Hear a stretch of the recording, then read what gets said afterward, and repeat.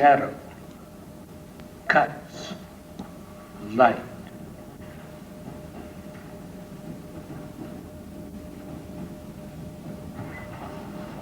Stone shadow,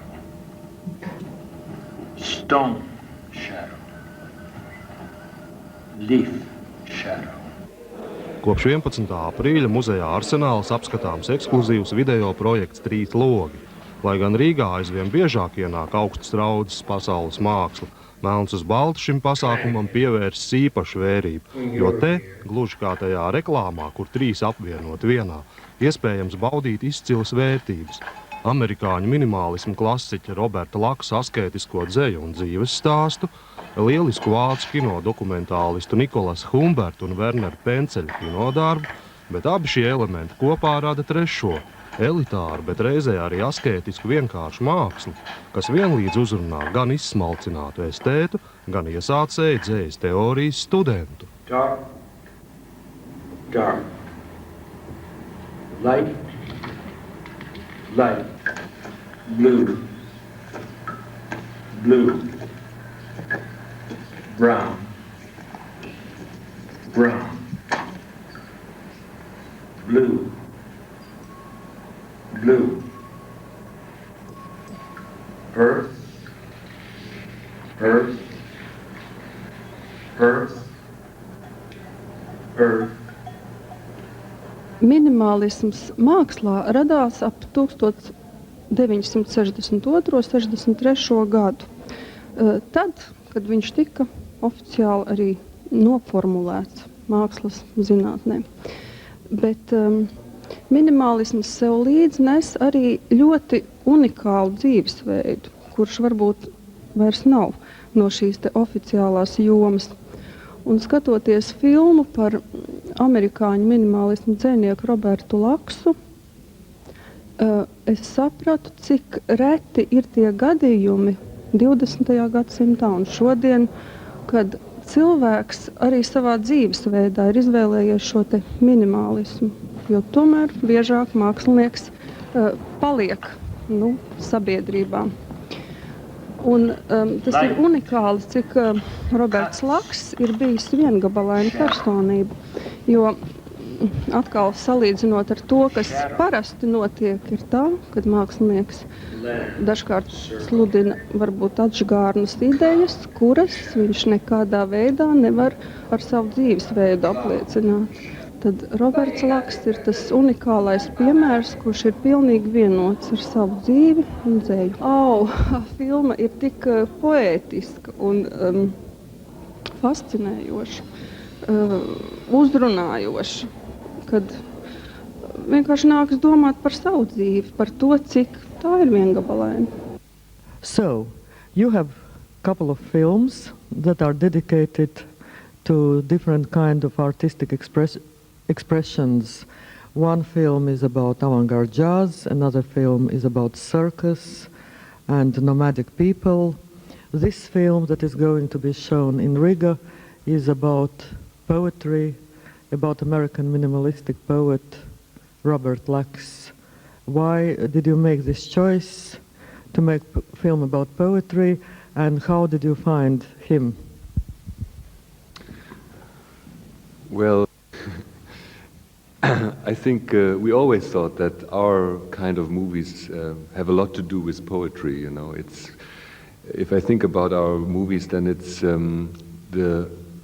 we try to build up with images and sounds something similar than poetry does, and not so much telling a whole story, narrating inside of a story, but finding new combinations of images and sounds that evoke something else that the simple reality that you are in. So I think it's all variations. Also, Step Across the Border and Middle of the Moment had been already kind of poems, and we called even as Middle of the Moment was in the subtitle with the title as cine poème, you know, as, poems for cinema.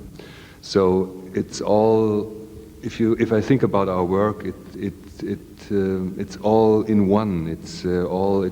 It's only variations on one theme, and the theme is is of course, poetry is a strong thing inside of that, yeah. When and where did you hear about Robert Laksu for the first time? Because in Latvia he's completely unknown. Well, so far he has been unknown to most of the people, because maybe one of the most extraordinary things we discovered with Robert Laksu is that he's a man of great qualities who is not interested in getting famous, which is quite unusual, because even many people with much less qualities than he has have only one big wish, just to be published, to be famous, to be acclaimed, to be in TV. And it was very amazing to meet somebody who is not, and that's why he's not so known, simply. And the same way is also the other side of your question, how did we come to meet Robert Laksu? We had not known anything about Robert Laksu, but in a very special situation, we heard his voice. Actually, it was his voice. Nicolas heard it on the radio, I heard it from a tape, and we were simply impressed by the voice of him reading his poetry. So we decided we have to go and see this man. And then out of this meeting, which also was maybe not like one would think when you make a long way to meet somebody just because you heard his voice, and it was very relaxed, the meeting. It was simply an old man opening his door and said, "Hello, there you are." and out of this came a year-long friendship that lasted, actually it started in 1992 or 93, and it lasted till he died in 1999. 2000. See, I'm switching 1 year the whole thing. Coming of dark. Coming of dark. Coming of light. Coming of light. Coming of dark. Coming of dark. We had collected over the years something like 20 hours of material that we shot with him. We couldn't imagine it as a linear movie like we are used to see this, one shot after the other.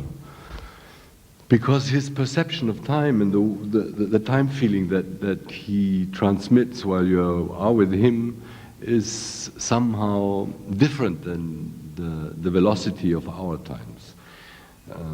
It has a lot to do also with the ability to be silent, and attent at the same time, like not sleepy, but being attent and silent at the same time, and not feeling uncomfortable when you are silent. Most people today, when it comes down to silence, they feel insecure and then they switch on the TV, make a telephone call. You hardly cannot share silence with people. And so for us it was very also a thing, we had much fun in sharing silence, like we had fun in making jokes on each other also. So we tried to find a form for all of this. And then in moments when we liked our material, but we thought this linear form of movie, it doesn't work. And then one night we came to the idea, how would it be if we put it on 3 screens simultaneously? So you have not only this vertical line, but you also start to create a horizontal line. So the movie not was only running vertically, but it's running horizontally. And also you start to have the possibility of, there's always one image, if you have 3 images at the same time, which stays the longest. It's something like the past already. And one image which is the most fresh, so you have the present. And so you can get much more close, actually, to not only Robert Laksu, but to our human situation. Because we are always in this, somehow our mind is occupied either with the memories of the past, or we're already thinking of the next coffee, or what will be tomorrow, and so we hardly never come to the present. Šo te multimediālo izstādi trīs logi organizē Latvijas literatūras centrs, un tas ir viens no lielajiem starptautiskajiem literatūras centra projektiem. Multimediālā izstāde trīs logi atver Latviju jaunām ietekmēm. Es domāju, ka vienkārši tas ir kaut kas tāds, kas ir jānāk un jāskatās, jo tas nav ar vārdiem izstāstāms. Dzejnieks, kurš aiziet no sabiedrības, izbaudītu savu dzejnieka sūtību, tas faktiski ir lielisks piemērs, kā šajā te socializētajā vidē atrast kaut ko vairāk par vietu sabiedrībā. Un, protams, es neaicinātu visus tagad iet klosterī un braukt uz Patmas salu, bet radošam cilvēkam un cilvēkam, kurš varbūt vispār ir kādā saistībā ar mākslu un ar literatūru, tā ir iespēja padomāt par šīm lietām, par to, kāda ir dzejnieka vieta sabiedrībā un kāda ir sabiedrības vieta dzejnieka dzīvē. Would you say that this work, this visual poetical work, has a composition of a cross? Of a cross, I wouldn't say a cross, but it was very interesting for us in finding the right form, because each piece of art, as you know, has to have its own form. Even if you know about the content that you want to express, you have to find the right form for it. So it was very clear that we started with the idea of three images. But first of all, we thought that we would put the images, one in the center and one right and one left, you know, just in creating the space.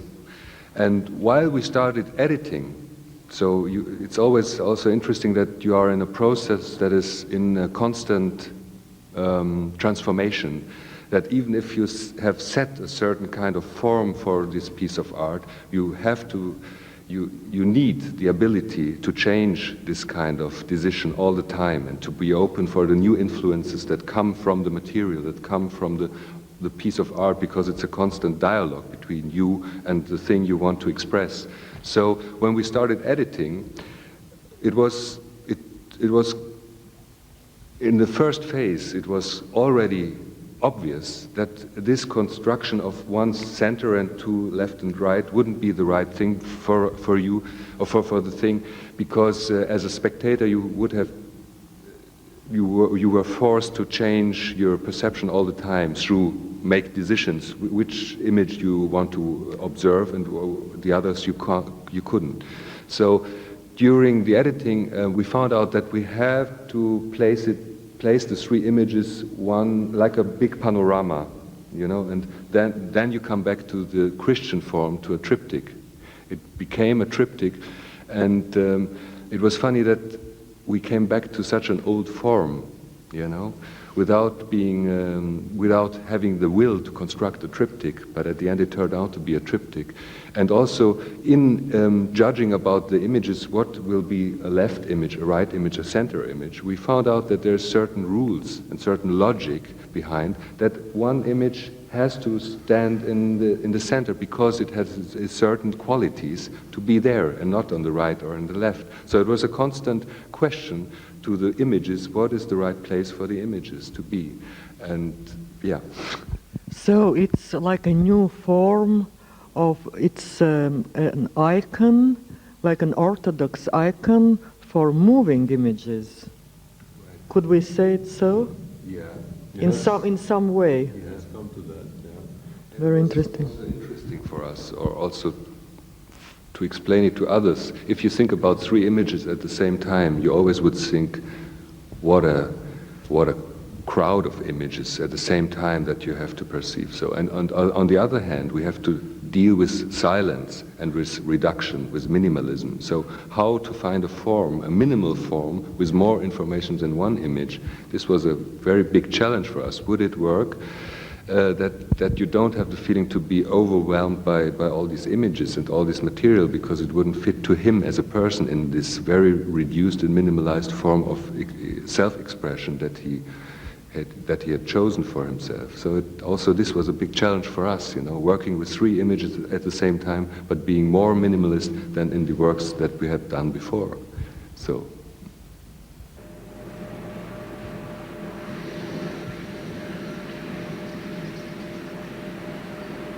Strengthened by greetings, not even in the realm of desire. Standing outside, looking in. Standing inside, looking out. Ne, nu, interesanti. Es vispār ļoti ieteiktu arī saviem kolēģiem, jo šo pasākumu vairāk organizē tagad sauktie vizuālie mākslinieki un literāti, bet katrā ziņā kinematogrāfistiem arī noteikti vajadzētu atnākt paskatīties, jo tā ir, nu, viela pārdomām un varbūt kāda ierosmi jaunām skatījumam uz lietām. Robert Laks was born in the United States, and as you already told, he influenced the generation of beatnik poets and writers. What did he tell you? Why did he make this decision, and why did he move to Patmos Island? Well, this was growing in him, I think, through a longer period of time in his biography. I mean, he has seen all the world. He has been a film critic with a New Yorker magazine, and he has been even a scriptwriter in Hollywood. And I think he lived up when he started to travel with an Italian circus through Canada, him playing the clown, and then he found the chance to be the editor for some magazine roving in Europe. And he once said he had money in his pockets for 3 weeks when he arrived in a small Greek island, and he suddenly decided to stay there. And so he did for 30 years then. And if you asked him about if he's not missing kind of also the artistic life that happens in big cities like New York, where he came from, he said, well, you know, at a certain point in New York, you always get the same questions and the same answers. And I couldn't anymore repeat the New York questions and answers day by day. And I guess he for himself knew very clearly that he would find new answers or new questions. Already new questions is something very valuable. Just if he goes away from all this big town being important, who says what, what's in the media, what's not in the media, to leave all this behind and look for quiet moments where he can really concentrate on what is there, because you could feel with him what anybody of us can feel it. We have a universe in ourselves. If we only get quiet enough inside, it opens doors inside which the most fantastic Hollywood movie cannot imagine. And we all have it for free inside, but we're not listening to it. And I guess he's one of those persons who could open those doors to his own mind, really, and listen to his own mind. And bring it out in his poetry. That was all he wanted. Yeah, I mean, it was always a very simple answer then that he had given, that he said, I just wanted to have a remote place to write. This was all about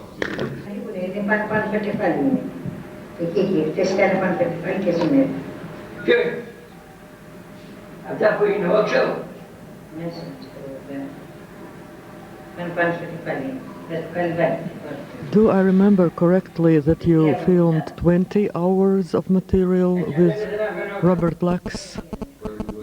We had our regular voyage to Patmos every year. Every year we went to Patmos for 2 weeks or 3 weeks, something like that.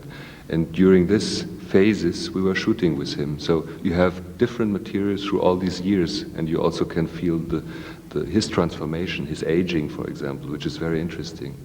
For me, it's very important that this Three Windows is shown now is in Rīgā in times when the war in Iraq has come to end. As they tell us, we don't know what is going to happen next. I would like to ask you about the reaction of German intellectuals to the war in Iraq. To my surprise, actually the strongest force that I felt that was coming from the young people, from 16 to 20-year-old people, from the expression, from going to the street, much more than from all the intellectuals. Of course, German intellectuals have a tradition, especially since World War II, to be very sensitive to any language that praises war. Doesn't matter from where it comes. Very suspicious about that, because the experience that Germany had with its own fascism that went all over Europe makes it very difficult to walk behind people that say we have to go fight a war to get victory or to resolve problems. I think basically Germans have a strong feeling that you can't resolve any problem by making war. You will just make it bigger. But the amazing thing now was that for a long time, actually, the young people, they kind of had the feeling, all this, what has it to do with, we like think about our clothes and our fun and dancing, and what is all this war, what do we have to do? And this time you had a very strong feeling, they have the feeling that there is something generally wrong in this attitude of some people saying, we have the right, we know what's right and wrong, and we have the right to impose to other people to behave the way that we want the world has to behave, and if somebody is not with us, then he is against us, and who is really against us will be killed, and we have the right to kill the one who is against us. And I think there was a strong feeling that this attitude is deeply wrong, simply as an attitude. What are you working at now? Can you tell us what will be your next film? The Oriole films have been shown at Arsenals. Well, I mean, different. Every 5 years there's a new movie, and now we thought after all these different approaches and experiments with music movie, with a movie that we called a cine poem, like middle of the moment. Now this approach to the art scene, through Three Windows. Now we feel like making our first fiction movie together. So we are just working on a scenario, on a story, on a screenplay. For the first time, we are really writing before and not after having edited the films, and we hope that we will realize that. Thank you.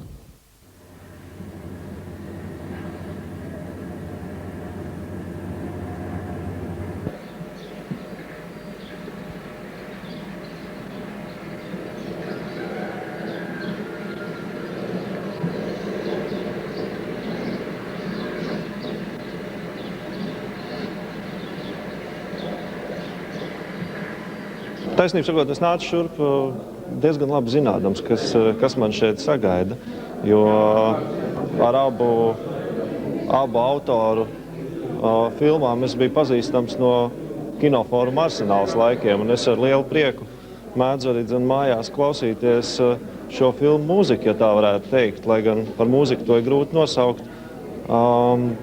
Tie visbiežāk ir tādi skaņu un trokšņu apkopojumi, kas ir dzirdami kaut kur laukos, pilsētā un tam līdzīgi. Un taisnība sakot, es atklāju, ka varētu tā sēdēt un skatīties šo filmu visu dienu un nekur nemaz neiet. Video instalācija Trīs logi Valsts mākslas muzejā Arsenāls apskatām līdz 4. maijam.